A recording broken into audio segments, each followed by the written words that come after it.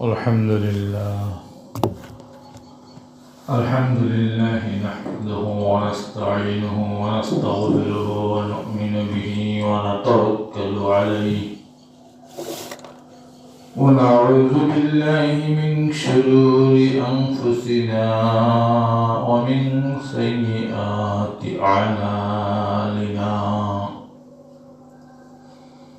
من يهده الله فلا مضل له ومن يضلله فلا هادي له ونشهد أن لا إله إلا الله وحده لا شريك له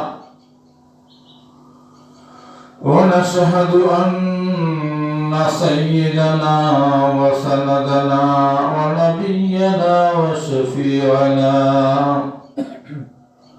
وحبيبنا وحبيب ربنا وطبيبنا وطبيب قلوبنا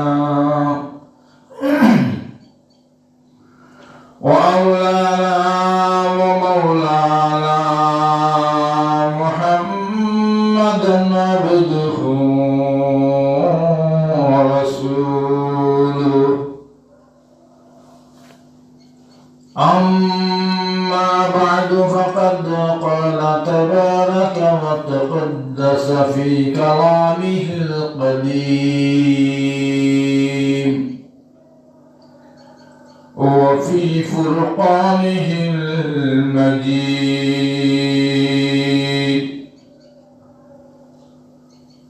أعوذ بالله من الشيطان الرجيم بسم الله الرحمن الرحيم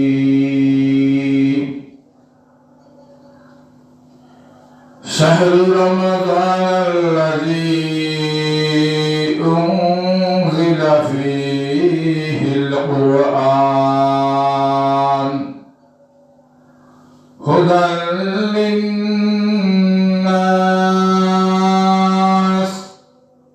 وبينة من الهدى والفرقان وقال النبي صلى الله عليه وسلم من صام رمضان إيمانا واحتسابا غفر له ما تقدم من ذنبه أو كما قال عليه الصلاة والسلام. بارك الله لنا ولكم في القرآن العظيم ونفعنا وإياكم بالآيات والذكر الحكيم إنه تعالى جواد كريم ملك بر رؤوف رحيم. سبحانك لا علم لنا إلا ما علمتنا إنك أنت العليم الحكيم. رب زدني علما رب اشرح لي صدري ويسر لي أمري واحلل عقدة من لساني يفقه قولي. صلى الله على سيدنا ومولانا محمد وعلى آله وصحبه وسلم. صلى الله على سيدنا ومولانا محمد وعلى آله وصحبه وسلم. أستغفر الله إن الله غفور رحيم. أستغفر الله إن الله غفور رحيم. سبحان الله وبحمده سبحان الله العظيم. سبحان الله وبحمده سبحان الله العظيم. لا إله إلا الله محمد رسول الله. لا إله إلا الله محمد رسول الله. محترم হাজরিন, আল্লাহ রাব্বুল আলামিনের অসংখ্য গণিত শুকরিয়া যে মহান রব্বুল আলামিন দয়াময় পরওয়ারদিগার আলম, আসমান জমিনের খালিক আর মালিক, আমাদের স্রষ্টা, আমাদের মালিক, আমাদের রব যিনি, আমাদের প্রভু যিনি, যার ইবাদত বন্দেগী আমরা করি, যার জন্যই আমাদের জন্ম, আমাদের মৃত্যু। ইয়্যাকা না'বুদু ওয়া ইয়্যাকা নাস্তাঈন। আমরা তোমারই ইবাদত করি আর তোমারই সাহায্য চাই।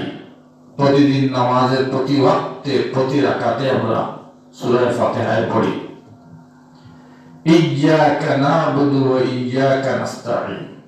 হে আল্লাহ, আমরা তোমারই ইবাদত করি আর তোমার কাছেই সাহায্য চাই। আমাদের হায়াত মওত, আমাদের ইবাদত বন্দেগী, আমাদের বেঁচে থাকা, আমাদের এই সম্পদ, আমাদের জানমাল সবকিছু একমাত্র উৎসর্গ আমাদের আল্লাহ রাব্বুল আলামিনের জন্য। আল্লাযী খালাকাল মাউতা ওয়াল হায়াতা লিয়াবলুয়াকুম আইয়ুকুম আহসানু আমালা।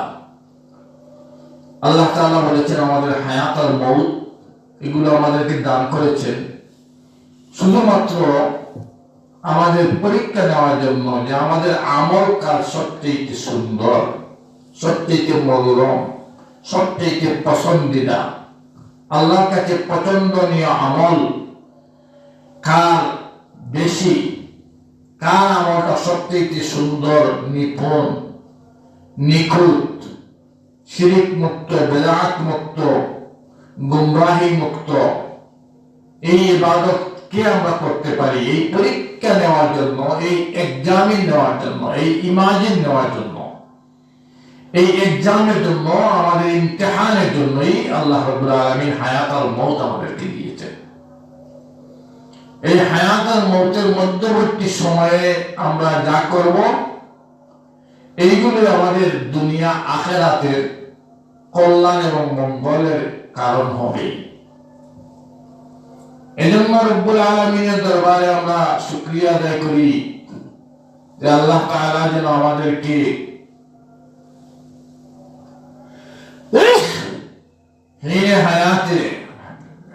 হায়াতের মধ্যে রেখে পবিত্র লাইলাতুম মিন নিসফে শাবান অতিক্রম করে আগামী রমজানুল মুবারক পর্যন্ত আমাদেরকে আল্লাহ তাআলা যেন পৌঁছে দেন। রব্বুল আলামিন যেন আমাদের হায়াত বাড়িয়ে দেন, বলি আমিন। কারণ রজব মাস আসার সাথে সাথে প্রিয় নবী, বিশ্ব নবী আকায়ে নামদার তাজদায়ে মদিনা,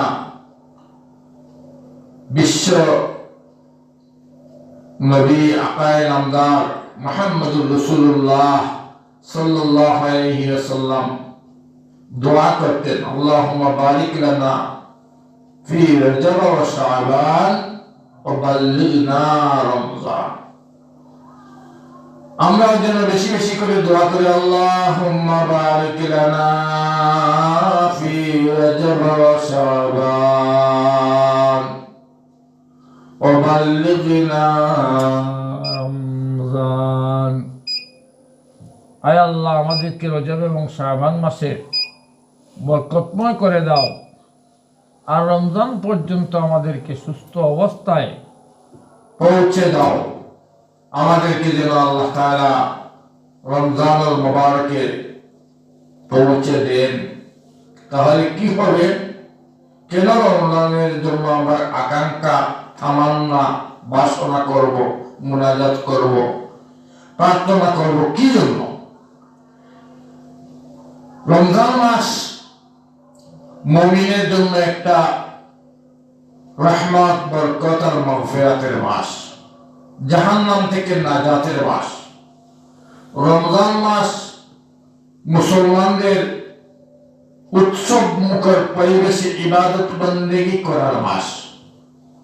রমজান মাস মুমিন মুসলমানদের নারী পুরুষের জন্য মৌসুমের মাস।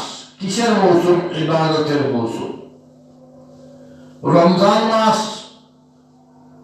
মুসলিম মিল্লাতের জন্য এমন বরকতময় মাস যে মাসের চাইতে শ্রেষ্ঠ মাস হতেই পারে না। এই জন্য রমজানকে কেন্দ্র করে আমাদের অনেক কিছু জানতে হবে, শুনতে হবে, শিখতে হবে, মানতে হবে।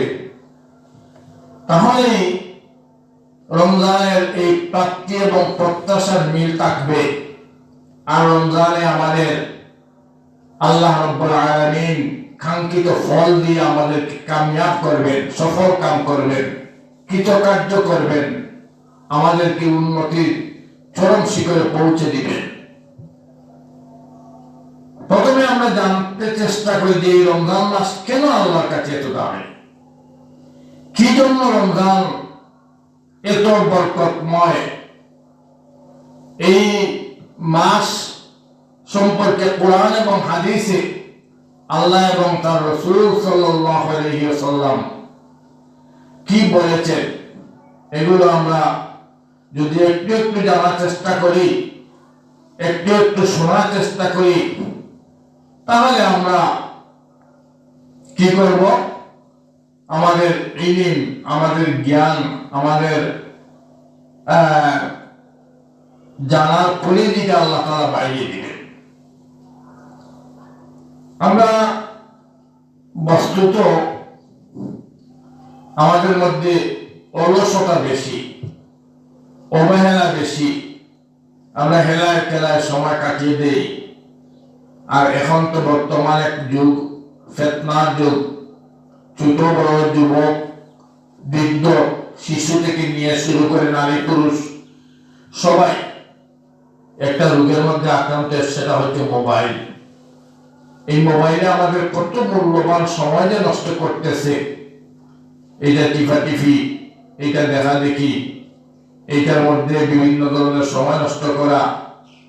অথচ যদি আমরা এই সময়টুকু আল্লাহর জিকির আর তাসবিহাতের মধ্যে সময় ব্যয় করতাম, যদি আমরা সুবহানাল্লাহ, আলহামদুলিল্লাহ, লা ইলাহা ইল্লাল্লাহ, আল্লাহু আকবার এই চারটা শব্দ আমরা জপতে থাকতাম, তাহলে বুঝতে পারতাম আমরা আমাদের কতটুকু কল্যাণ, আমাদের কতটুকু আমাদের কতটুকু মঙ্গল, আমাদের লাভ কতটুকু হচ্ছে। রাসূল করিম সাল্লাল্লাহু আলাইহি ওয়াসাল্লাম বলেন, আল্লাহর কাছে চারটা শব্দ সবচেয়ে প্রিয়। সুবহানাল্লাহ, আল্লাহর কাছে প্রিয় চারটা শব্দ, এগুলো আমাদের তো জানা দরকার, এই শব্দগুলো আমাদের শিখার দরকার, এই শব্দগুলো আমাদের আমল করা দরকার। ইয়া রাসূলুল্লাহ, ইয়া হাবিবাল্লাহ, আল্লাহর নবী, কোন চারটা শব্দ আল্লাহর কাছে প্রিয়? নবীজি বলেন সুবহানাল্লাহ, বলেন সুবহানাল্লাহ, আলহামদুলিল্লাহ, লা ইলাহা ইল্লাল্লাহ, আল্লাহু আকবার। দেখেন এই চারটা শব্দ আল্লাহর কাছে খুব প্রিয়। সুবহানাল্লাহ, আলহামদুলিল্লাহ, লা ইলাহা ইল্লাল্লাহ, আল্লাহু আকবার। আপনি হাঁটতেছেন, ধরতে রাখেন, মনে মনে জোরে বলার দরকার নাই, গলে বলার দরকার নেই, আর অগণিত ভাবে পড়তে থাকেন সুবহানাল্লাহ, আলহামদুলিল্লাহ, লা ইলাহা ইল্লাল্লাহ, আল্লাহু আকবার। সুবহানাল্লাহ, আলহামদুলিল্লাহ, লা ইলাহা ইল্লাল্লাহ, আল্লাহু আকবার। সুবহানাল্লাহ, আলহামদুলিল্লাহ, লা ইলাহা ইল্লাল্লাহ, আল্লাহু আকবার। আল্লাহর কাছে প্রিয়। আপনি যদি এই আল্লাহর প্রিয় শব্দগুলো জপন করতে থাকেন, তসবিহ হিসাবে আপনি পাঠ করেন, তাহলে হে আল্লাহর বান্দা, আপনিও আল্লাহর প্রিয় বান্দা হিসাবে গণ্য হয়ে যাবেন। সুবহানাল্লাহ। আর সুবহানাল্লাহ তো এত মর্যাদাপূর্ণ এই শব্দগুলো যে হাদিস শরীফের মধ্যে এসেছে, একবার কোন বান্দা বা বান্দী সুবহানাল্লাহ বললে আসমান আর জমিনের মধ্যবর্তী খালি জায়গা যতটুকু, ততটুকু আল্লাহ তাআলা নেক দিয়ে, পুণ্য দিয়ে, সওয়াব দিয়ে ভরপুর করে দেন। চিন্তা করেন এই শব্দ কত উজ্জ্বল।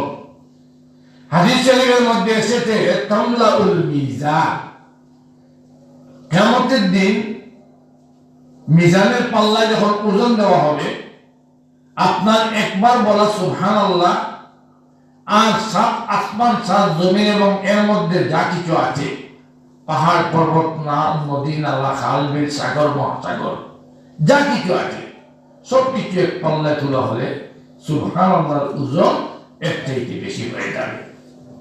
চিন্তা করেন সুবহানাল্লাহ শব্দটুকু কত দামি। যাই হোক, আমি যে আয়াত তেলাওয়াত করেছি এবং যে প্রসঙ্গে কথা শুরু করার চেষ্টা করতেছি, এটা ইনশাআল্লাহ এই প্রসঙ্গ শুরু করি, আগামী জুমাগুলোতে বলবো, রমজান মাসেও বলবো। এই রমজান উপলক্ষে যেহেতু আগামী সামনে আমাদের রমজান মাস, এই জন্য এই বিষয়গুলো আলোচনা করা প্রয়োজন। আল্লাহ রাব্বুল আলামিন যেন ইখলাসের সাথে, আমলের নিয়তে আমাকেও কথা বলার এবং আপনাদেরকেও শোনার তৌফিক দান করেন। সবাই বলি আমিন। আমি গতকালকে এক জায়গায় বয়ান করতেছিলাম, তো বলছিলাম যে ওই পূর্ব বয়সটিল্লাম বয়ানে বলছিলাম, একটা কথা যদি আমল করতে পারেন তাহলে বুঝবেন আজকের এই বার্ষিক জলসা আপনাদের কামিয়াব হয়ে গেছে। আর সারা রাত্রের বয়ান শোনার পরে সকালে উঠে যদি আপনি বলেন আমি কিছুই বুঝি নাই, জুলাইখা বেটা না বেটি, পুরুষ না মহিলা, হ্যাঁ, তাইলে তো আপনার সারা রাত্রির ওয়াজ শোনা বেকার গেল। আর আমল যদি এক টুকরা করতে পারেন, যেমন এখন আমি বললাম একটা আমলের কথা, আল্লাহর কাছে প্রিয় চারটি শব্দ সুবহানাল্লাহ, আলহামদুলিল্লাহ, লা ইলাহা ইল্লাল্লাহ, আল্লাহু আকবার, এইটা যদি আপনি এখন আমল করতে শুরু করেন, তাহলে আপনার এই আজকের আধা ঘন্টা বা 40 মিনিটের ওয়াজ শোনা সার্থক হয়ে গেল। একটা আমল করলে আপনি হয়তো এই আমলের কারণে রব্বুল আলামিনের কাছে এমন মর্যাদায় পৌঁছতে পারেন যে বড় পীর আব্দুল কাদের জিলানী রাহমাতুল্লাহি আলাইহির মতো ওলির খাতারে আপনার নাম তালিকাভুক্ত হয়ে যেতে পারে। এজন্য যে কোনো কথা শুনলে যদি কোরআন হাদিসের সহি শুদ্ধ কথা হয়, এটা আমল করার চেষ্টা করবেন। এটাই হচ্ছে সবচেয়ে বড় প্র্যাকটিক্যাল ফিল্ডে আমল করা দরকার। যেমন মনে করেন একজন মানুষের 10 বিঘা বা 10 কিয়ার বা 10 কেলার জায়গা আছে, কিন্তু সেই জায়গার মধ্যে হাত চাষও করে না, বীজ বপনও করে না, পানি সেচও দেয় না, চারাও রোপণ করে না, কোনো কিছু করে না। আরেকজন মানুষের মাত্র আধা বিঘা বা আধা কিয়া জায়গা, মনে করেন 15 শতক জায়গা, সেই জায়গার মধ্যে একটু ভালো করে হাল চাষ করলো, সার দিল, ভালো করে শুশ্রূষা, সেবা শুশ্রূষা করলো, অর্থাৎ ফসল বেশি হয়, এইভাবে উন্নত জাতের চারা রোপণ করলো, বীজ বপন করলো, আলি লাগাইলো বা ক্ষেত করলো, আবার গাছ বেছে দিল, পানি সেচ দিল, সেবা মানে খুব ভালো করে সে এই জায়গাটুকু ক্ষেত করলো। আপনাদেরকে যদি জিজ্ঞেস করা যায় যে এই ব্যক্তি দান কতটুকু পাবে আর যার 10 কিয়া সে কতটুকু পাবে, আপনারা বলবেন উত্তর সঠিক এইটাই যে 8 কিয়ার মাত্র 15 শতক জায়গা যে ভালো করে ক্ষেত কামার করেছে সে দান পাবে, আর যার 10 কিয়ার সে মুঠেই পাবে না। যদি প্রশ্ন করা যায় যে 10 কিয়া জায়গা তো বেশি, সে পাবে না কেন, বলবেন সে তো ক্ষেত করে নেয়, ক্ষেত না করলে 10 কিয়ার না 20 কিয়ার না 50 কিয়ার তাহলে তো কাজ হবে না। এইভাবে আপনারা আমার যদি সারা রাত্রি ওয়াজ শুনি, সারা দিন ওয়াজ শুনি, সারা সপ্তাহ ওয়াজ শুনি, সারা বছর ওয়াজ শুনি, আমল করি না, ক্ষেত করি না, তাই তো ওয়াজ শোনার কোনো অর্থ নাই। আর যদি একটা সামান্য 15 শতক জায়গায় ভালো করে ক্ষেত করি, ওইটার থেকে আমার আল্লাহ তাআলা বরকত দিবেন, এইটা থেকে আমি একটা ভালো ফসল পাবো। আর দুনিয়া মাজরাআতুল আখিরা, এই দুনিয়াটা হচ্ছে আখিরাতের শস্য ক্ষেত্র। এই দুনিয়া হাদিস শরীফে এসেছে, আল্লাহ নবী বলেছেন মাজরাআতুল আখিরা, এটা আখিরাতের শস্য ক্ষেত্র। এখানে যদি আপনি ফসল ফলান তাহলে আপনি মৃত্যুর পরে এটা ভোগ করবেন, নেকির স্তূপ দেখবেন, সওয়াবের পাহাড় দেখবেন। যেমন মনে করেন একটা হাদিস বলি, নবী করিম সাল্লাল্লাহু আলাইহি ওয়াসাল্লাম বলেছেন কোন মানুষের জানাজায় গেলে অংশগ্রহণ করলে রব্বুল আলামিন এই ব্যক্তিকে 1 কিরাত সওয়াব দেন। শব্দটা মনে রাখবেন, কিরাত, 1 কিরাত সওয়াব দিবে।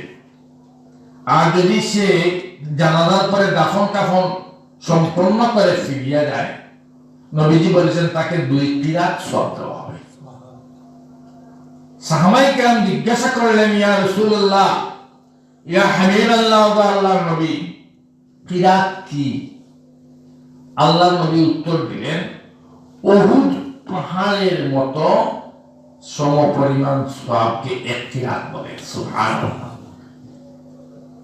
দেখছেন, যারা হজ উমরায় গেছেন, সফর করছেন, জিয়ারত করেছেন, আপনারা তো দেখছেন উহুদ পাহাড় কতটুকু উঁচু।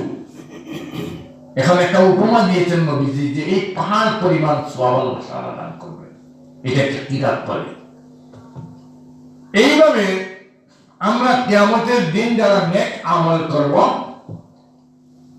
নামাজ সঠিকভাবে পড়ব, রোজা সঠিকভাবে আদায় করব, হজ করব, যাকাত দিব, দান খয়রাত করব, হ্যাঁ, আমরা কিয়ামতের দিন এইভাবে আমাদের সামনে নেকির স্তূপ, পাহাড় পাহাড়, উহুদের পাহাড় পরিমাণ সওয়াবের স্তূপ দেখতে পাবো। সুবহানাল্লাহ। আমরা সেদিন নিজেরা অবাক হয়ে যাব, বিস্মিত হয়ে যাব, আশ্চর্য হয়ে যাব, আমরা একবার স্টেজ হয়ে যাব, এই কি, এত সওয়াব তো আমি খাওয়াই নেই, মাত্র 60 বছর, মাত্র 65-65 বছর, মাত্র 70-70 বছর হায়াত পাইলাম। আজকে তো দেখি এই যে পাহাড়ের স্তূপ আর সম্পদ, এই পাহাড় পরিমাণ নেকির যে স্তূপ আমার সামনে, এটা তো কামাইতে কমপক্ষে 500 বছরের সময় লাগার কথা ছিল। আমি তো 500 বছর দুনিয়াতে ছিলাম না, এই এত নেকি কোথার থেকে আসবে? একবার সুবহানাল্লাহ বললে আল্লাহ তাআলা জমিন আর আসমানের খালি জায়গা ভরপুর করে দেন নেকি দিয়া। তাইলে বোঝা গেল 2 বার বললে কতটুকু হবে, 3 বার বললে কতটুকু হবে, 4 বার বললে কতটুকু হবে। চিন্তা করেন, মওলায়ে হাকিকি চান আমরা একটা নেকি করিয়ে বিনিময়ে আল্লাহ তাআলা হাসানাতুন আশারা 10টা নেকি দান করেন। 1 নেকি দিলে, একটা নেকির কাজ করলে রব্বুল আলামিন আমাদেরকে 10টা নেকি দেন। সুবহানাল্লাহ। আমি যে আয়াত তিলাওয়াত করেছি সেই আয়াত হচ্ছে রমজানুল মুবারক সম্পর্কে। শাহরু রমজান আল্লাযী উনজিলা ফীহিল কুরআন হুদাল লিন-নাস ওয়া বায়িনাতিন মিনাল হুদা ওয়াল ফুরকান। আল্লাহ তাআলা বলেন, আমি রমজান মাসে কোরআন কারীম নাযিল করেছি। সুবহানাল্লাহ। শাহরু রমজান, শাহরুল মানে মাস, আরবিতে আমরা শাহরুল বলে, বাংলাতে মাস বলে, ইংরেজিতে মান্থ বলে। এই শাহরুন শব্দের অর্থ হচ্ছে মাস। শাহরু রমজান, রমজান হচ্ছে রোজা যেই মাসে রাখা যায় এই মাসের নাম রমজান মাস। যেমন আগামী রমজান মাস যেটা আসতেছে, শাবান মাস শেষ হচ্ছে, সামনে রমজান মাস আসতেছে। আল্লাহ তাআলা রমজান মাসের পরিচয় দিচ্ছেন, শাহরুল রমজান, রমজান মাস এই মাস। কোন মাস? আল্লাযী, শাহরুল রমজান আল্লাযী উনজিলা ফীহিল কুরআন, যেই মাসে আমার পবিত্র কোরআন নাযিল করেছি আমি। আরো সহজ ভাষায়, রমজান মাস এই মাস যেই মাসে কালামুল্লাহ শরীফ, কোরআনে মজিদ, কোরআনে হাকিম, কোরআনে কারীম অবতীর্ণ হয়েছে। শাহরুল রমজান আল্লাযী উনজিলা ফীহিল কুরআন হুদাল লিন-নাস ওয়া বায়িনাতিন মিনাল হুদা ওয়াল ফুরকান। এটা হেদায়েত দানকারী কিতাব, পথভ্রষ্ট মানুষকে পথের দিশা দেখায়, দিকভ্রান্ত মানুষকে সঠিক পথের সন্ধান দেয়, জাহান্নাম মুখী মানুষকে সেই পথ থেকে ফিরিয়ে জান্নাতের পথে ডেকে আনে। শিরিক যারা করে তাদেরকে শিরিক মুক্ত জীবন দান করে, আল্লাহ তাওহীদের প্রতি আহ্বান করে, গুমরাহ মানুষকে ভ্রষ্টতা থেকে ফিরিয়ে রিসালাত আর হেদায়েতের প্রতি আহ্বান করে। এটা সেই কিতাব, সেই কোরআন, সেই কালামুল্লাহ শরীফ। এটা যে তোমার মর্যাদা, লা ইয়ামাসসুহু ইল্লাল মুতাহহারুন। আপনি আনা ওযুতে এটা স্পর্শ করতে পারবেন না, বিনা ওযুতে এটা ছুঁইতে পারবেন না। অথচ এটা কাগজে লেখা, এই কাগজে পায়ের নিচে পড়লেও কোনো অসুবিধা হয় না, কিন্তু যখন কোরআনের অক্ষর এখানে উঠে যায়, এই কাগজে তো দামি হয়ে যায়। কাগজে পায়ের নিচে পড়লেও অসুবিধা নেই, কিন্তু যখন এটা কোরআনে কারীমের অক্ষর লেখা হয়ে যায়, তখন এটা আপনার পায়ে লাগাইতে পারবেন না, চুমু দিতে হয়, এটাকে সম্মান করতে হয়, এটাকে ইজ্জত করতে হয়। রেওয়াল যেটার মধ্যে কোরআন শরীফ আমরা রেখে পড়ি, ওইটা একটা কাঠ, একটা প্লাস্টিক। অথচ এটা যখন কোরআনের সাথে সংস্পর্শ হয়ে যায়, কোরআনের কাছে যখন চলে যায়, তখন এই কাঠটা দামি হয়ে যায়, এই প্লাস্টিকের টুকরা দামি হয়ে যায়। এটার মধ্যে আমরা পা লাগাই না, না লাগাইব না। একটা কাপড়, ওই কাপড় দিয়ে আমরা পা মুছতে পারি, আমাদের প্রস্রাব পায়খানার রাস্তা লাগাইতে পারি, সমস্যা নেই। কিন্তু যখন এটা কোরআনের সাথে বস্ত্রী বলি আমরা, খাবার, কোরআনের সাথে যখন এটা লেগে যায়, তখন এটাকে আমরা পায়ের মধ্যে লাগাবো দূরের কথা, এটা অসম্মান করি না। এটা সম্মান করতে হয়। কেন? কোরআনের কারণে এটা সম্মানী হয়ে গেছে, দামি হয়ে গেছে। এই কোরআন এসে পৃথিবীর দিকভ্রান্ত মানুষকে দামি বানিয়ে ফেলেছে। এই কোরআন পৃথিবীতে আগমন করে দিকহারা, দিকভ্রান্ত, পথভ্রষ্ট মানুষকে আলোর দিশা দেখিয়েছে। আসমানের 4টা কিতাব, তাওরাত, জবুর, ইনজিল, কোরআন। কয়টা? 4টা আসমানি বড় বড় কিতাব, আর সহিফা আছে, ছোট ছোট কিতাব আছে, 4টা বড় কিতাব। একটার নাম তাওরাত, একটার নাম জবুর, একটার নাম ইনজিল, একটার নাম কোরআন। দাউদ এই যে 4টা কিতাব 4 জন নবীর উপর অবতীর্ণ হয়েছে। তাওরাত, জবুর, ইনজিল এই 3টা কিতাব আসমানি কিতাব, ঐশী বাণী, যেভাবে আমাদের কোরআন ঐশী বাণী, কিন্তু যেভাবে অবতীর্ণ হয়েছিল সেইভাবে অবিকল, অবিকৃত, হুবহু থাকে নাই। এটা চেঞ্জ হয়ে গেছে, পরিবর্তন হয়ে গেছে। এটার মধ্যে নিজের মন গড়া অনেক কিছু তারা সংশোধন করে ফেলেছে সেই ইহুদি খ্রিস্টানরা। এবং এই 3টা কিতাব সম্পর্কে আল্লাহ তাআলা এরকম কোন ঘোষণা আমাদের নিয়ে কোরআনে কারীম সম্পর্কে যে ঘোষণা দিয়েছেন, কি ঘোষণা? আল্লাহ তাআলা বলেন, নাহনু নাযালনা যিকরা ওয়া ইন্না লাহু লাহাফিজুন। সুবহানাল্লাহ। আল্লাহ বলেন, আমি কোরআন অবতীর্ণ করেছি, আর এই কোরআনের হেফাজত আমি আল্লাহ তাআলা করব। তাওরাত সম্পর্কে এই ঘোষণা নেই, জবুর সম্পর্কে এই ঘোষণা নেই, ইনজিল সম্পর্কে এই ঘোষণা নেই, কিন্তু কোরআন সম্পর্কে এই ঘোষণা আল্লাহ তাআলা দিয়েছেন।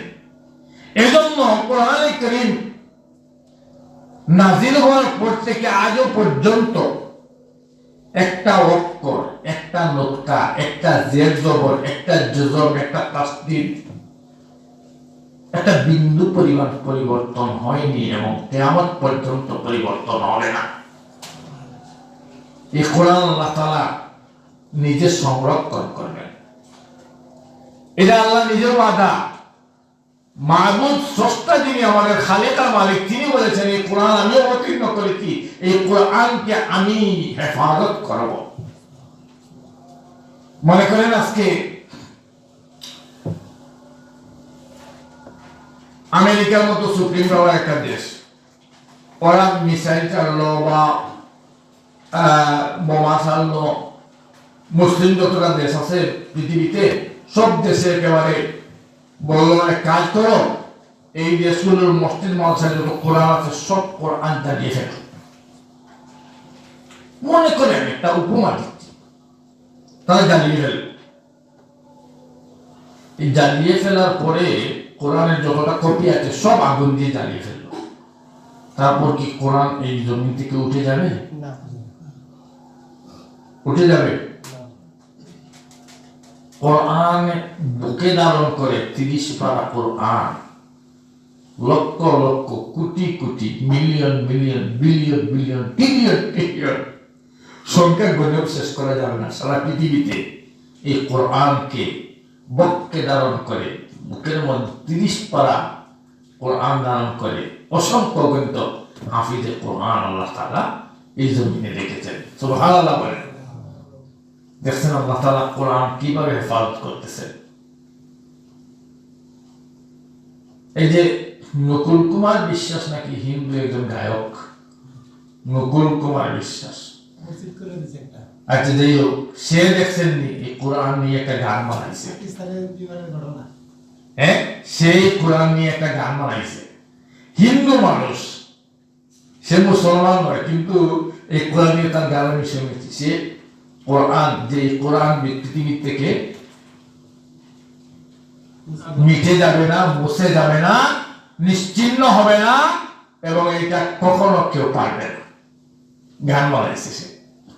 একজন মুসলমান নয়। কোরআনুল কারীম এই মাসে অবতীর্ণ হওয়ার কারণে এই মাসটা আল্লাহর কাছে, বান্দার কাছে, মুসলমানের কাছে, পৃথিবীবাসীর কাছে মূল্যবান হয়ে গেছে। সুবহানাল্লাহ বলেন। মনে করেন কাবা শরীফ মক্কায় অবস্থিত। মক্কা শরীফে কাবা শরীফ বিদ্যমান থাকার কারণে, কাবা ঘর থাকার কারণে সেখানেও মাটি, আর আমাদের বাংলাদেশের মাটিটাও মাটি, সেই জায়গার মাটিও মাটি, আমাদের মাটিও, দেশের মাটিও মাটি, কিন্তু আল্লাহর কাছে সেটা দামি। সেখানে এক রাকাত নামাজ পড়লে কত রাকাতের সব পাওয়া যায়? 1,00,000 রাকাত নামাজের সব পাওয়া যায়। বলেন না সুবহানাল্লাহ। যেমন আপনি ঘরে নামাজ পড়লে এক রাকাতে সব পাইবেন, আর মসজিদে এসে নামাজ পড়লে এক রাকাতে 27 রাকাতের সব পাইবেন। এক বড় না 27 বড়?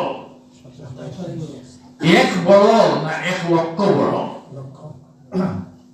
চিন্তা করে, এই যে কাবা শরীফ যেখানে অবস্থিত, সেই কাবা শরীফকে আল্লাহ তাআলা এত দামি মক্কা শরীফকে করলেন কেন? যেখানে কাবা আল্লাহর ঘর বাইতুল্লাহ বিদ্যমান থাকার কারণে। দেখেন না, নবী করিম সাল্লাল্লাহু আলাইহি সাল্লাম যেখানে শুয়ে আছেন মসজিদে নববী, সেখানে আপনি নামাজ পড়লে এক রাকাতে 50,000 রাকাত নামাজের সব পাইবেন। সুবহানাল্লাহ। আরেকটা মসজিদ আছে, মসজিদে বাইতুল মুকাদ্দাস, যেটা ইহুদিদের দখলে ফিলিস্তিনে, সেখানে নামাজ পড়লে আপনি এত বেশি সব পাইবেন।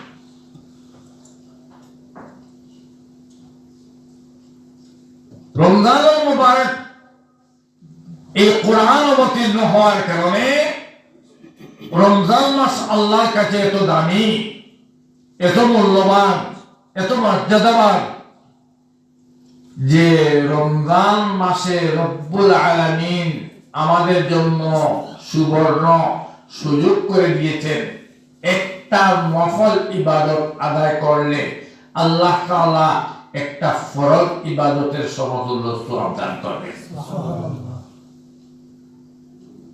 রমজান মাস এমন একটা দামি মাস, কোরআন নাযিল হওয়ার কারণে রমজান মাসকে আল্লাহ তাআলা এত মূল্যবান করেছেন, এত হাইলাইট করেছেন, এত দামি বানিয়েছেন, এত উঁচু বানিয়েছেন যে একটা ফরজ ইবাদত আদায় করলে অন্য মাসের 70টা ফরজ ইবাদতের সমতুল্য সওয়াব আল্লাহ তাআলা দান করবেন। যেমন মনে করেন রমজান মাসে আপনি একজন মানুষকে ইফতার করাইলেন একটা খেজুর দিয়া, একটা খেজুরের দিছি, একটা খেজুরের দানা। অন্য মাসে 70টা খেজুর দান করলে যে সওয়াব, এই মাসে একটা খেজুর দান করলে সেই সওয়াব। রমজান মাসে 1 গ্লাস পানি দিয়ে আপনি একজন মানুষকে ইফতার করাইলেন, অন্য মাসে 70টা গ্লাস পানি দান করলে যে সওয়াব, এই মাসে সেই সওয়াব।